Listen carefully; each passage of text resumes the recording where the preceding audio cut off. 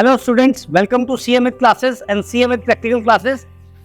आज हम अपने कंटिन्यूएशन सेशन में, जिसमें हम टीडीएस को ले रहे हैं इस महीने के अंदर, उसके अंदर हम सेक्शन 194 एन के बारे में बात करेंगे, जो कि है 1/9/2019 से लागू, यानी कि विद इफेक्ट फ्रॉम WEF। एक बड़ा इंपॉर्टेंट वर्ड है WEF, with effect from, with effect. आप समझ गए मेरी बात? तो ये सेक्शन इस तारीख से आया। तो इस सेक्शन के आने से पहले गवर्नमेंट के मन में क्या चल रहा था, क्या हो रहा था ऐसा कुछ कि इस सेक्शन की जरूरत पड़ी? क्या आपको लगता है कि कुछ ऐसा देश में हो रहा था कि गवर्नमेंट को लगा यार ये सेक्शन लाना बहुत जरूरी है, अदरवाइज दिक्कतें होंगी? क्या ऐसा कुछ हो रहा होगा? पहला जवाब मिला हमें करण से कि कैश फ्लो में ज्यादा ट्रांजैक्शन हो रही थी। कैश फ्लो का क्या मतलब हुआ? जिससे कि टैक्स की चोरी हो रही थी, ये दूसरी बात कही उन्होंने। और कैश फ्लो में ज्यादा ट्रांजैक्शन हो रही थी, शब्द का मतलब है कैश में ज्यादा ट्रांजैक्शन हो, ठीक है? तो कैश में ज्यादा ट्रांजैक्शन हो रही थी, जिसकी वजह से चोरी कर की संभव थी, यानी कि टैक्सेशन में चोरी की संभावनाएं ज्यादा थी। टैक्सेशन में चोरी की संभावनाएं कब ज्यादा होती हैं?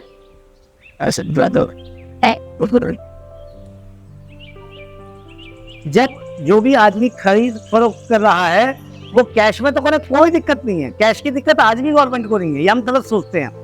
पर प्रॉब्लम क्या होती है, जो भी ट्रांजैक्शन कैश की होती है, क्योंकि वो किसी बैंकिंग चैनल से रूट नहीं करती है। बैंकिंग चैनल हमेशा जो होता है, वो जो बंदा ट्रांजैक्शन कर रहा है उससे दूसरी एजेंसी करती है उसको, यानी कि दूसरी एजेंसी उस बैंकिंग चैनल को फॉलो करती है। जैसे कि अगर मैंने बैंक से पेमेंट करी तो मेरा बैंक उसको फॉलो करेगा, ठीक है? तो मेरा बैंक उस बैंकिंग चैनल को फॉलो कर रहा है, और मेरी मर्जी के हो या मेरी मर्जी ना हो, वो ट्रांजैक्शन मेरे बैंक में आ जाएगी। लेकिन कैश के केस में मैं ही तो उसको हैंडल कर रहा हूं, मैं चाहे तो उसको दिखाऊं या मैं ना दिखाऊं। तो क्योंकि मेरे पास कैश को लेके ये एक पावर होती है, यानी कि ये एक सहूलियत होती है कि मैं कब उसको अपनी ट्रांजैक्शंस में दिखाऊं, कब उसको ट्रांजैक्शन में ना दिखाऊं। तो मैं जो है हमेशा ये जानना चाहता हूं कि मैं अपनी उन ट्रांजैक्शन को दिखाऊं जिनसे मुझे फायदा है। हर आदमी चोर नहीं होता, हम ये सोच के भी नहीं चलेंगे, लेकिन मैक्सिमम लोग सोचते हैं कि जहाँ कुछ बच जाए, ठीक है? तो ये हमारे को समझना पड़ेगा कि कहीं ना कहीं इसकी वजह से टैक्स में चोरियां बढ़ रही थी। तो ये लिमिट ही क्यों डिसाइड करी 20 लाख? हमारी दो लिमिट आई, एक 20 लाख की है, एक 100 लाख की है, यानी कि 1 करोड़। ठीक, एक 2% रेट है और एक 5% रेट है। ऐसा नहीं कि इस पे इतना है, ठीक है? आप समझिएगा वो 2% और 5% क्या डिसाइड। तो गवर्नमेंट ने सोचा कि लोगों को कैश की जरूरत है। हम ये नहीं कह सकते कि कैश की जरूरत नहीं है। It's a legal tender money जो गवर्नमेंट ने छापी हुई है, और उसका उपयोग भी होता है, आराम से होता है। तो गवर्नमेंट ने अपना दिमाग लगाया कि भाई किसी भी बंदे को कभी भी अपनी बैंकिंग ट्रांजैक्शन में पैसा निकालने की और पैसा डालने की जरूरत पड़ती है। तो उसने सोचा, बहुत मनन हुआ होगा इसके ऊपर, मुझे नहीं पता क्या हुआ, लेकिन बहुत मनन हुआ होगा, बहुत सोचा समझा गया होगा कि भाई हम एक फिगर लेके आते हैं 20 लाख। 20 लाख एक ऐसी फिगर है जो कि हर आदमी निकाल सकता है, ठीक है? पैसा है नहीं है, गरीब है अमीर है, यार इतना कैश हम सोचते निकल जाता है, कभी कोई जरूरत खर्चे हैं वगैरह वगैरह। तो उसने क्या करा, एक लिमिट डिसाइड करी 20 लाख, और एक लिमिट डिसाइड करी 100 लाख। अब इन दोनों के बीच में डिफरेंस क्या हुआ? वो कहते हैं हमारे यहाँ पे 2 तरह के एसएससी हैं। तो 2 एसएससीज, कौन कौन से एसएससीज हैं? 1 जो टैक्स रिटर्न भरते हैं,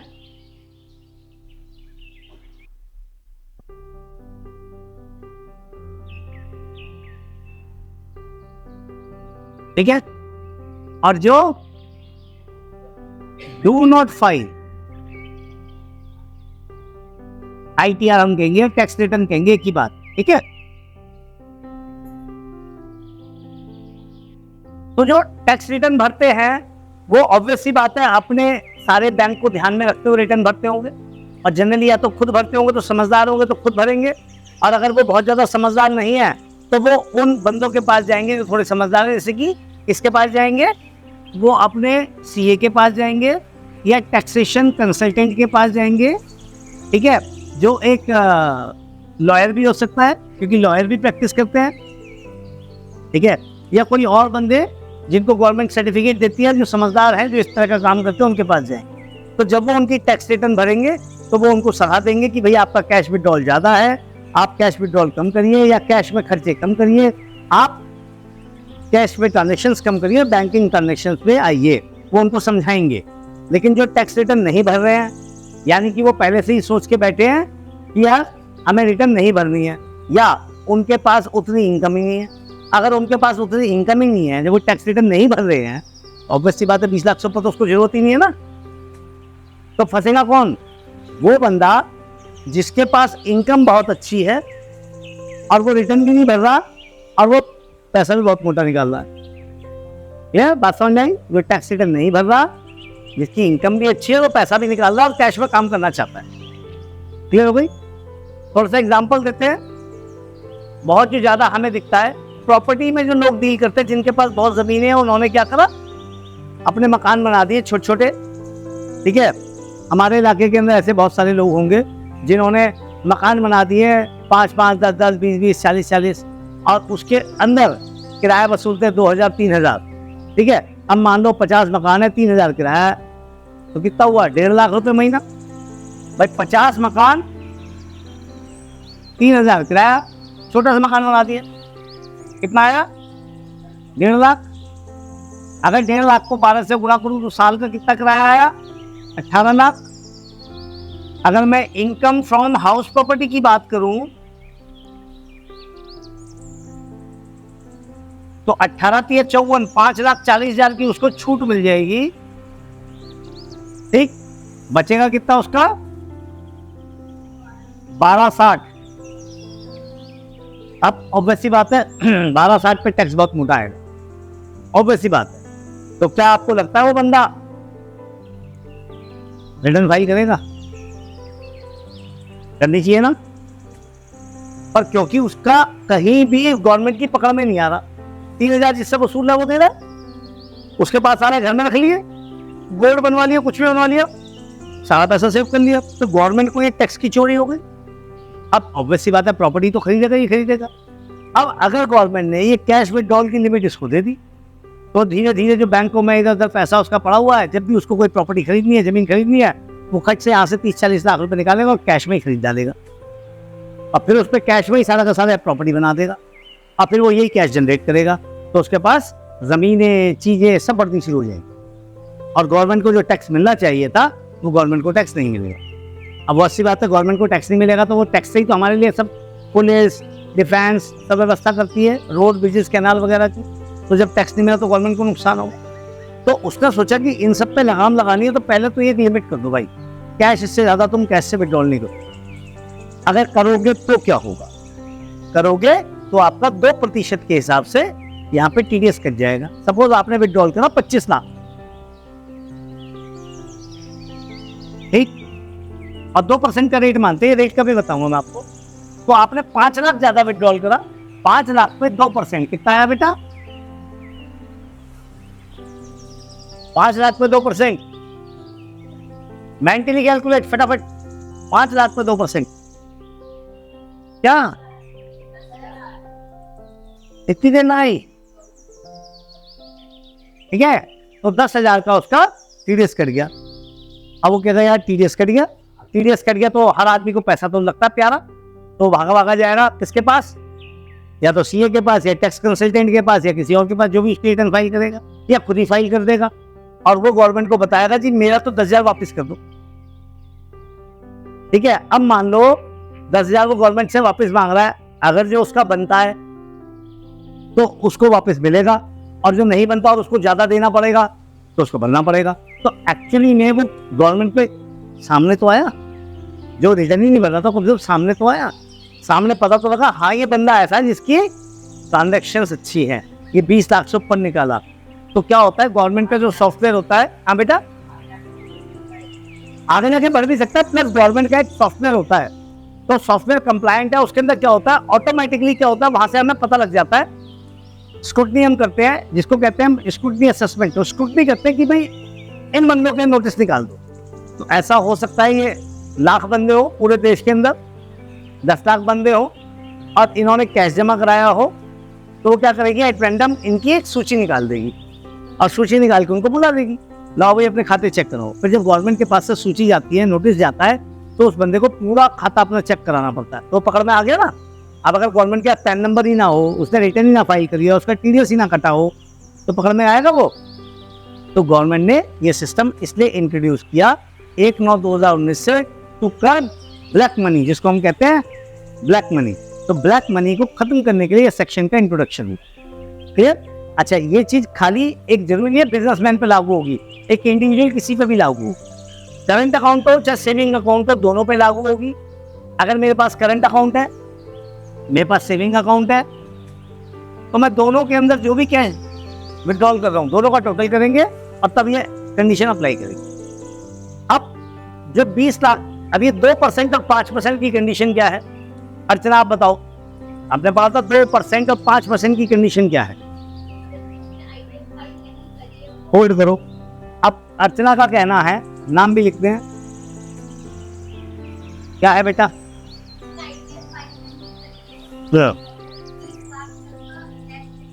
Who has not filed ITR? ठीक, अब इसके पास दो कंडीशन हुई, ठीक, ऐसे ही समझाना चाह रहे हो। Withdrawal ready have up to 20 lakh और अबव 20 लाख, यही दो कंडीशन है।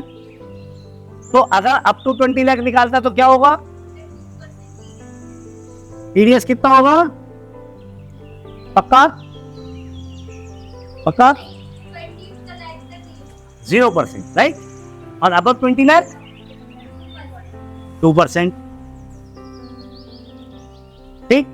और अगर ये बंदा अबव 1 करोड़ करता है तो,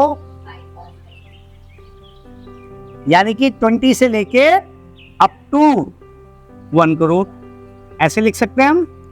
ये चार्ट हमारा क्लियर हो गया। आपके लिए चार्ट बना लीजिएगा, ठीक है, उसमें चार्ट नहीं है हमारे क्वेश्चन। क्लियर हो गया बेटा? Who has not filed ITR, यानी कि जिसने आईटीआर नहीं फाइल करी, दिस इज वेरी इंपॉर्टेंट, ठीक है। अब हम आते हैं यहाँ पे दूसरे में, Who has filed ITR, तो उसके पास भी 3 कंडीशन हुई। क्या है? विड्रॉल और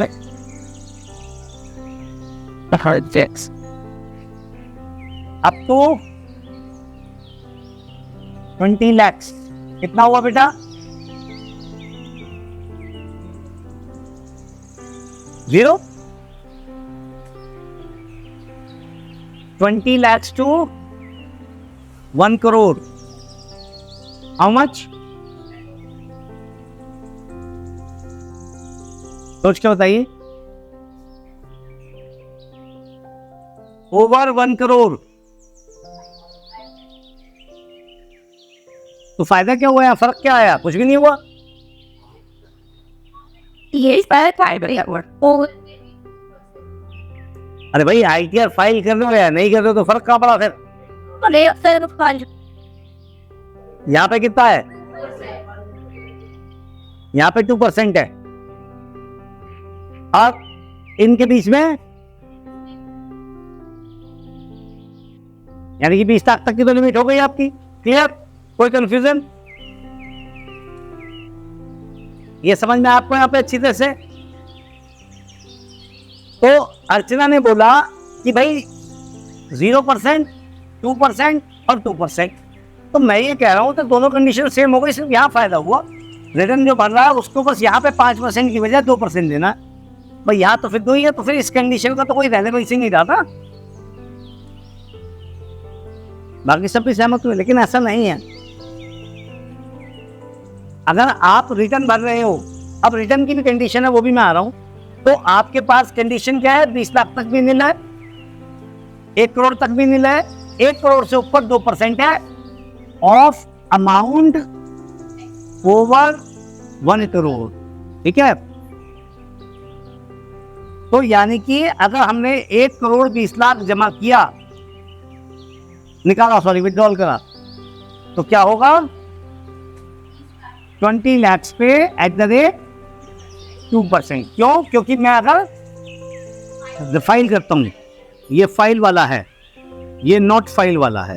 ठीक है बेटा, और 1.20 निकालता है तो कितना होता है? कितना?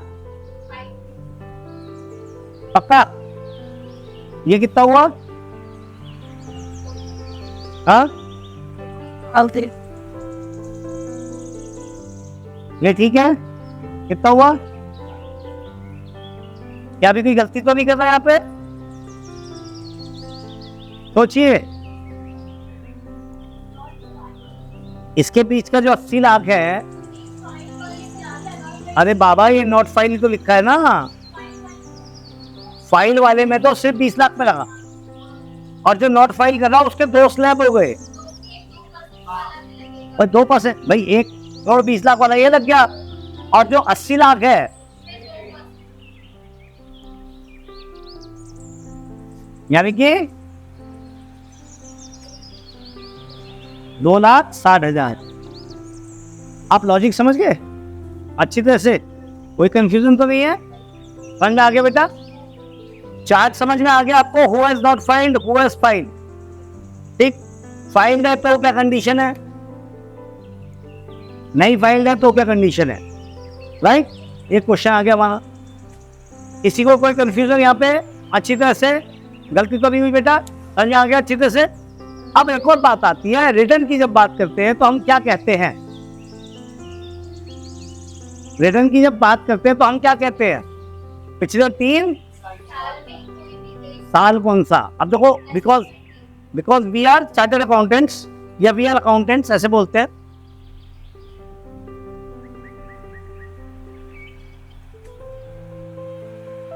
Last 3 previous year. ठीक है, तो अगर विड्रॉल कब हुआ? फाइनेंशियल ईयर 22-23 में, तो इसके लिए 3 प्रीवियस ईयर कौन से होंगे?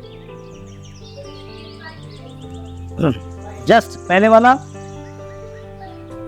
फाइनेंशियल ईयर,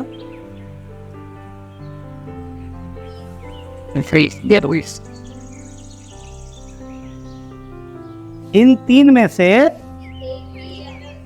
किसी भी एक, तो any one previous year return should be filed.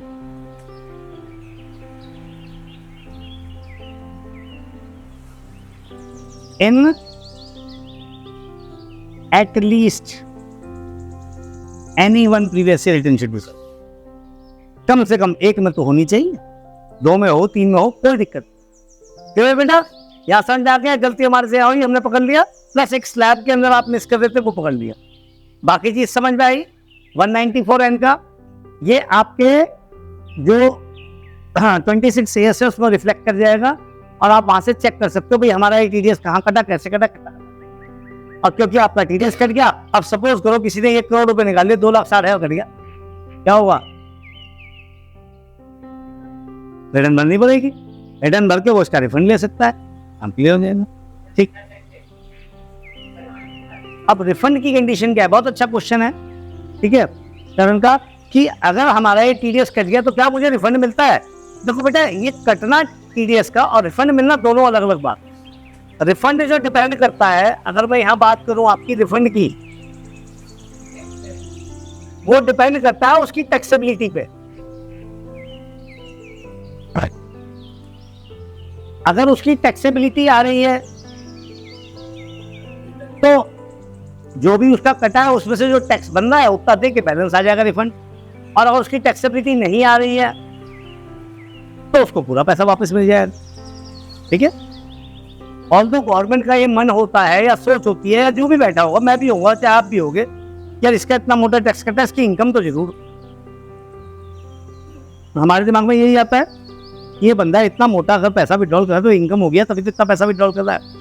क्या ऐसी कोई कंडीशन होती है कि जब कोई बंदा इतना मोटा विड्रॉल कर रहा है और उसके पास इनकम ना हो? Can it be possible?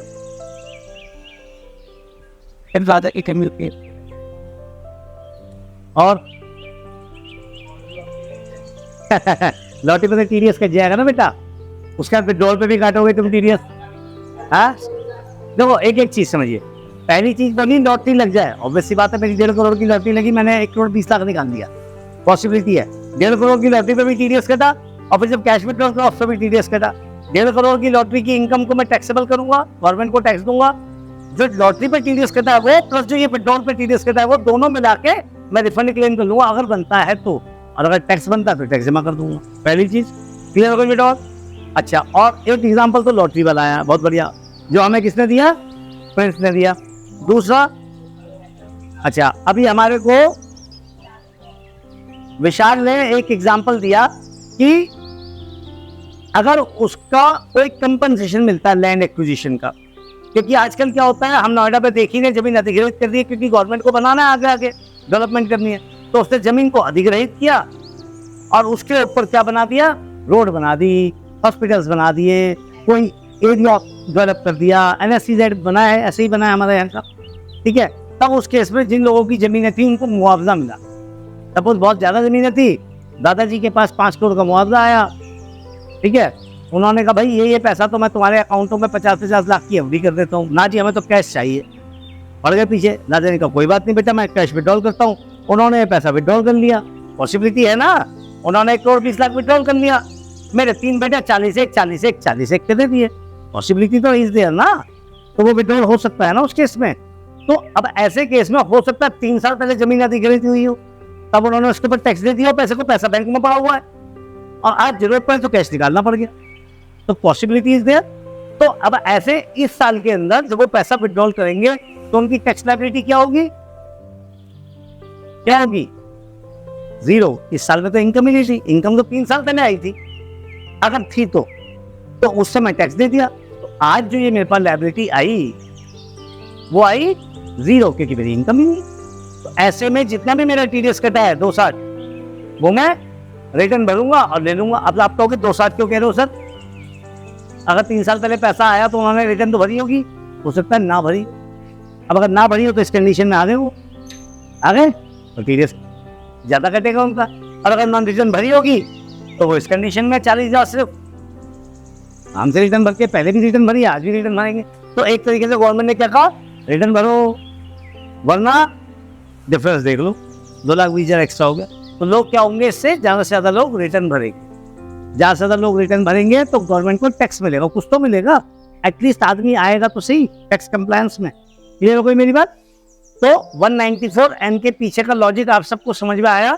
सिर्फ ये करना कि लोग फालतू में पैसा ना निकाले, जरूरत हो तो ही पैसा निकाले, बहुत मोटा पैसा ना निकाले। अभी लेटेस्ट में मोदी जी के उद्घोषणा के अनुसार 2000 के नोट बंद हो गए। उसका लॉजिक क्या था? 2000 के नोट होर्डिंग के लिए काम आते थे। अगर मुझे बक्से में पैसे रखने हो तो 500 के नोट ज्यादा लगेंगे, 2000 के कम लगेंगे, तो मैं 2000 में क्या करूंगा, काला धन रखूंगा। और अगर मुझे 100 में रखने तो और ज्यादा लगेंगे तो मैं नहीं करूंगा। तो जो बड़े नोट है वो गवर्नमेंट का लॉजिक है कि बंद कर दो, जिससे कि लोग होल्ड ना कर सके। हो सकता है आगे आने वाले समय में 500 के नोट बंद हो जाए, ठीक है, 100 का तो शायद ना हो क्योंकि वो बहुत छोटा मनी है, ठीक है। तो ये पॉसिबिलिटी है। तो इसीलिए गवर्नमेंट ने हमारा क्या करा है, 2000 का नोट अभी जो निकाला वो बंद कर दिया, ठीक है। इसी के साथ हम यहाँ पे अभी विराम लेते हैं, स्टॉप करते हैं। तो आप सबको ये मेरी क्लास, ये सेक्शन का एक्सप्लेनेशन जो कि बिल्कुल नया है, अच्छा लगा है तो आप मेरे चैनल को लाइक शेयर सब्सक्राइब करें, राइट में बेल आइकन है उसको दबाएं, खुद भी देखें, अपने दोस्तों को भी बताएं, उनको भी समझाएं, ठीक है। Thank you.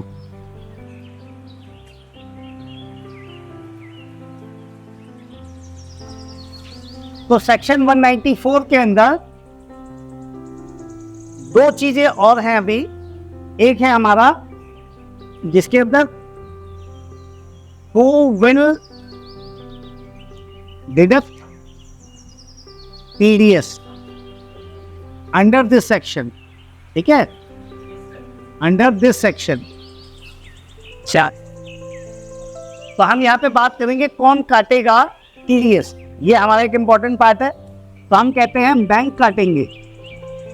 Bank private bank भी हो सकता है,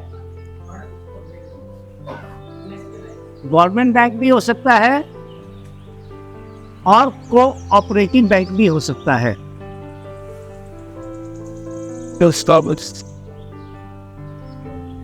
प्लस पोस्ट ऑफिस। यही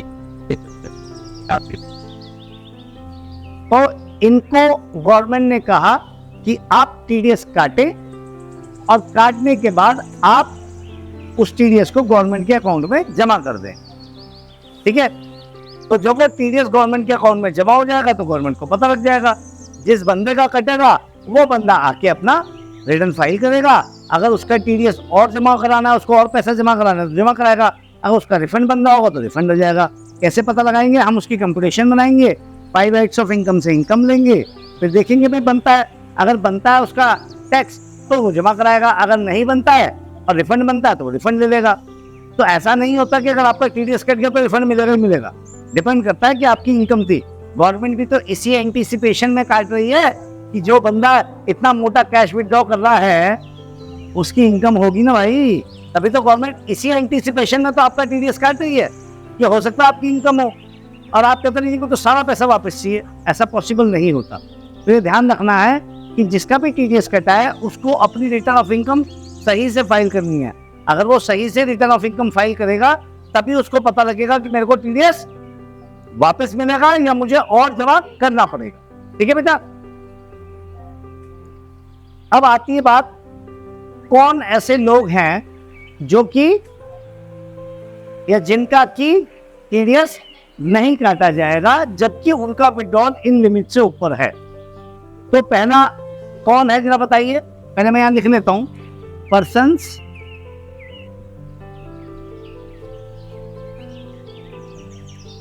who need not worry। लोग जिनको परेशान नहीं होना चाहिए इस टीडीएस सेक्शन से। तो पहला पार्ट कौन है? बैंक की है पहली बात, ठीक है। Banks themselves। अब ऐसा क्यों है कि बैंक को कोई जरूरत नहीं, बैंक का नहीं कटेगा? क्यों? बैंक एक बहुत ही अच्छी संगठन है जिसकी एक एक छोटी से छोटी एंट्री रिकॉर्ड होती है। चोरी के चांसेस नहीं है, इनकम पे ही टैक्स देगा। तो कहते हैं यहाँ पे कुछ गड़बड़ होने के चांसेस नहीं है, और गवर्नमेंट से कंट्रोल्ड है, हर चीज सिस्टमैटिक है। तो कहते हैं बैंक का टीडीएस नहीं कटेगा। ऑब्वियसली बात है, फिर पोस्ट ऑफिस का भी नहीं कटेगा, वो भी सिस्टमेटाइज्ड है, ठीक है। बस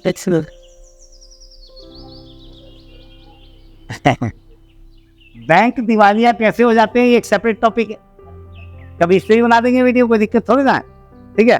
फिलहाल के टॉपिक में इसका कोई यूज नहीं है, मैं जवाब देता लंबा हो जाएगा वीडियो, ठीक है। उसके बाद और कौन आते हैं बेटा इसके अंदर? गवर्नमेंट कहती है हम बहुत व्यवस्थित हैं जी, we are government officers.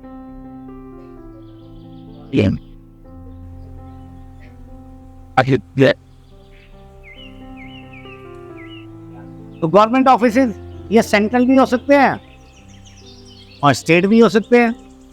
Although government ने बहुत सिस्टम कर दिया अच्छा, जहाँ पे गवर्नमेंट अपने किसी भी एम्प्लॉइज को पैसा कैश में नहीं देती, अकाउंट में जाता है।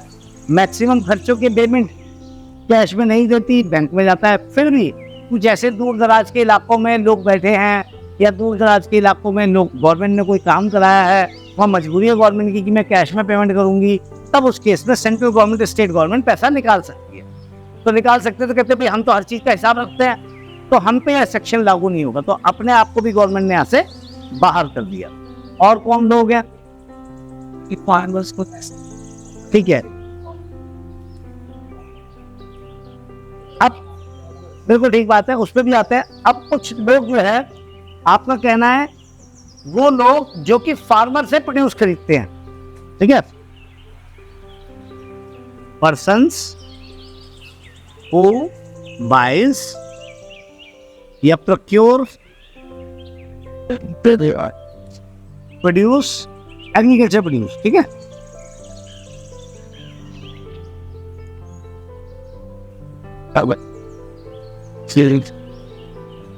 तो इन लोगों से आप लोगे तो एक फार्मर तो भाई किसान आदमी है, बहुत रेयर केसेस है। आज की डेट में तो खैर सबके अकाउंट्स हैं, पर किसान जाता चाहता है यार मुझे तो कैश में दे दे, भैया मेरे अकाउंट में पहुंचा नहीं पहुंचा, चेक दे दिया बाउंस हो जाए, डीडी कहाँ लगाने जाऊं जी, मेरे बस की नहीं है। तो किसान बहुत परेशान भी होता है। और ऐसा नहीं है कि भाई नोएडा दिल्ली के किसान तो चलो हरियाणा पंजाब के अच्छे हैं, लेकिन थोड़े से और पीछे की तरफ जाओगे और इनके पीछे गाँव में जाओगे तो लोगों के पास इस तरह की सुविधाएं नहीं है, ठीक है। तो कहते हैं भैया मेरे को तो कैश दे दे, नगद दे दे। अब नगद दे दे तो क्या करेगा, जो बंदा उनका प्रोड्यूस खरीद रहा है भाई वो पैसा माल तो बहुत सारा खरीदता है, तो उसको पैसा किसमें देना है, कैश में, तो अपने बैंक से पैसा विड्रॉल ही करेगा। तो ऐसे आदमी के ऊपर अगर हम लोग सेक्शन अप्लाई कर दे तो वो तो गलत बात हो गई ना। तो कहता है इन लोगों पे सेक्शन अप्लाई नहीं होता। नेक्स्ट, मान लो बैंक है, आज आप आसपास के इलाकों में देखो, मैं खुद यहाँ पे फील करता हूँ, मैं हमारे यहाँ पे पंजाब नेशनल बैंक है, मैं उसमें कई बार अपने अकाउंट में मान लो 10-20 हज़ार 25 हज़ार जमा करने भेजता हूँ, तो कहता नहीं जी यहाँ बैंक में मत कराओ, सामने करा दो। मतलब सामने क्या है भाई साहब, ये हमारा ही ऑफिस है, एक्सटेंडेड आर्म, इसको हम कहते हैं extended arm of the bank. क्या है ये,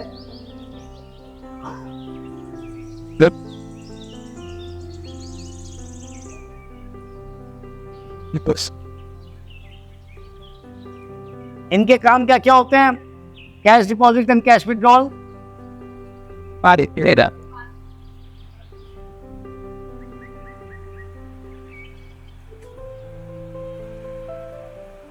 and other functions, other small function।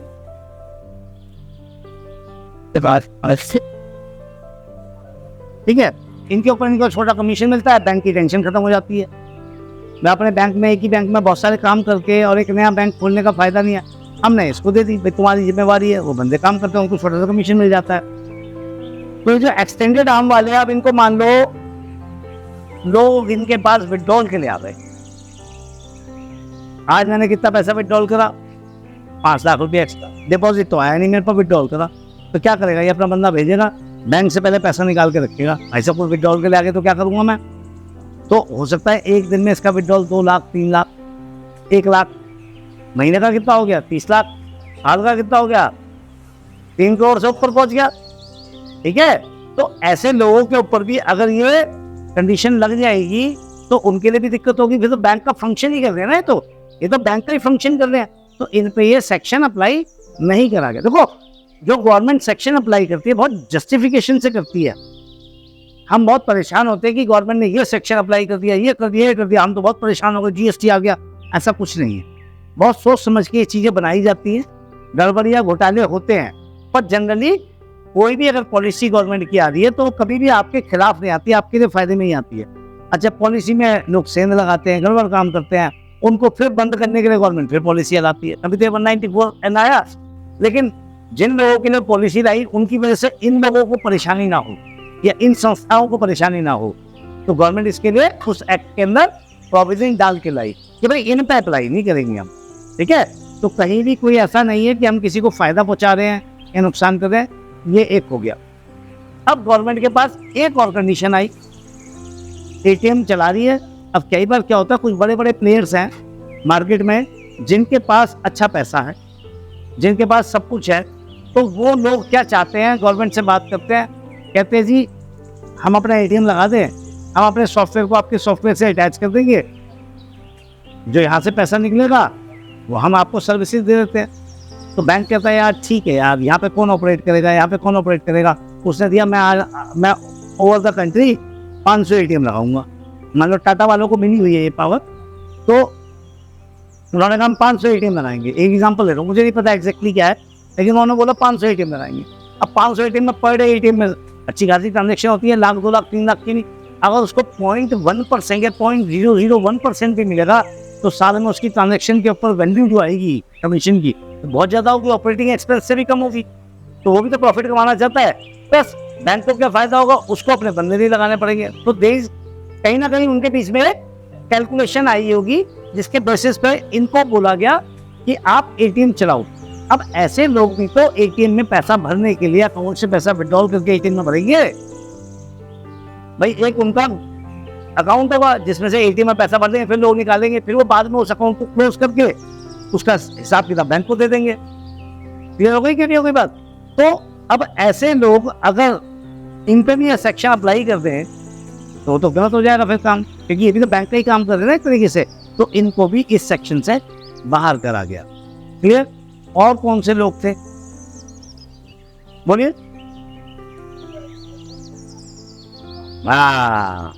तो एक लोग वो थे, ये है फॉरेन एक्सचेंज।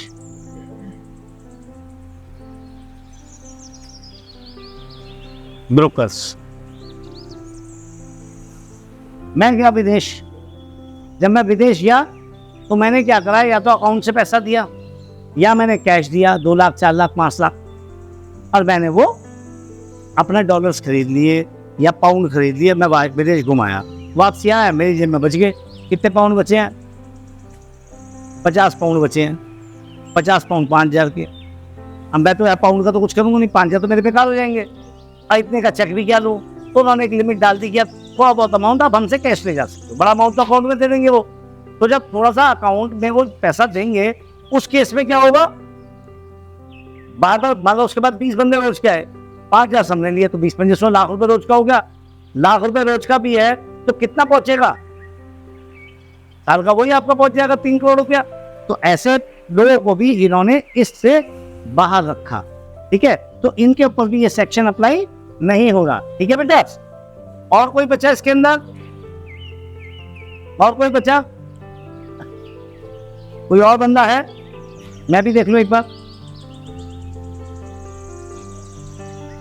अच्छा, कभी कभी क्या है, आरबीआई या गवर्नमेंट उन लोगों को, कुछ लोगों को एक्ट के द्वारा या उनको जरूरत लग रही है कि इनको भी इससे बाहर कर देते हैं। इनका काम ही ऐसा हो सकता है। कोई पर्टिकुलर कंपनी हो जो एग्रीकल्चर प्रोड्यूस को कर रही हो, बहुत ज्यादा एग्रीकल्चर में डील कर, बहुत अच्छी कंपनी है, सिस्टम बहुत अच्छा है, उसने अप्लाई किया आरबीआई के पास, गवर्नमेंट के पास, सर हमारे को बहुत दिक्कत हो रही है, हम दूर दराज के इलाकों में ये काम कर रहे हैं, आप हमारे कैश विड्रॉल पे टीडीएस क्यों लगा रहे?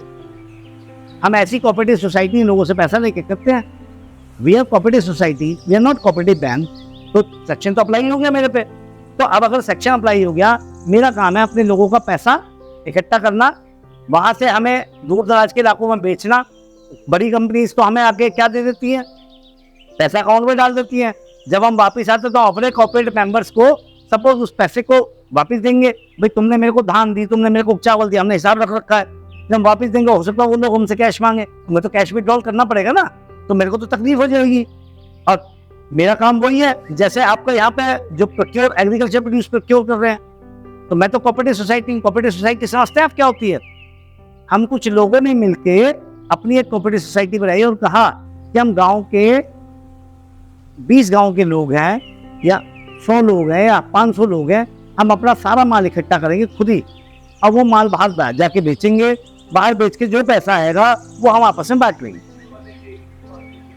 हाँ, नहीं तो अब वो तो प्रॉफिटेबल काम कर रही है मदर डेयरी तो, लेकिन कुछ ऐसे भी तो होंगे जो कि प्रॉफिटेबल तो है, लेकिन वो कहते हैं हमारी मजबूरी है, हमें अपने जो हमारे बंदे हैं वो इतनी दूर दराज के गांव के इलाके में पिछड़े हैं, शेड्यूल ट्राइब हैं, ठीक है, तो अब उनके पास हम पैसा कैसे दो, तो कैश में लेंगे। तो ऐसे केस में हो सकता है वो बाहर जो माल बेचे वो बेचे, उसमें अकाउंट में पैसा ले और फिर वहाँ के बैंक में आके उस पैसे को विड्रॉ करे, 10 लाख 20 लाख 50 लाख, और उसके बाद आके इनको बांट दे लोगों को। तो ऐसे आदमी के ऊपर भी एक प्रॉब्लम आ सकती है। तो हम ये बात कर रहे हैं persons who are notified by RBI और गवर्नमेंट। अगर उनको लगता है, कोई उनके पास एप्लीकेशन देता है, उनको लगता है इसको इस सेक्शन से बाहर करना है, चीजें पूरी हो रही हैं, बाहर कर सकते हैं उसको। ठीक है, तो ये हमारा जो 194N का पार्ट था, कौन काटेगा? बैंक और पोस्ट ऑफिस। बैंक हो सकता है प्राइवेट, गवर्नमेंट, कोऑपरेटिव। और किसका नहीं कटेगा, हम उनकी बात करते हैं, बैंक का खुद का नहीं कटेगा, पोस्ट ऑफिस का नहीं कटेगा, गवर्नमेंट ऑफिसर चाहे सेंट्रल और स्टेट के हो उनका भी नहीं कटेगा, वो लोग जो कि प्रोक्योर कर रहे हैं एग्रीकल्चर प्रोड्यूस फार्मर्स का, उनका नहीं कटेगा। एक्सटेंडेड आर्म बैंक की कैश डिपॉजिट विड्रॉल कर रहा है या छोटी छोटी और फंक्शंस कर रहे हैं, फॉरेन एक्सचेंज ब्रोकर्स का नहीं कटेगा। उसके बाद person who are notified by RBI government by some reason others, उनका नहीं। तो यहाँ पे बात समझ में आ गई आपको अच्छी तरह से, ठीक है। देखो एनजीओ वगैरह जो होता है उनका काम क्या है? समाज सेवा। क्या वो करते हैं सारी समाज सेवा? कई लोग नहीं करते हैं, कई लोग करते नहीं हैं। तो ऐसे लोग भी हो सकता है उनके पास बैंक में पैसा आए और फिर वो कैश विड्रॉल करके गरीबों को बांटे, तो पॉसिबिलिटी तो है।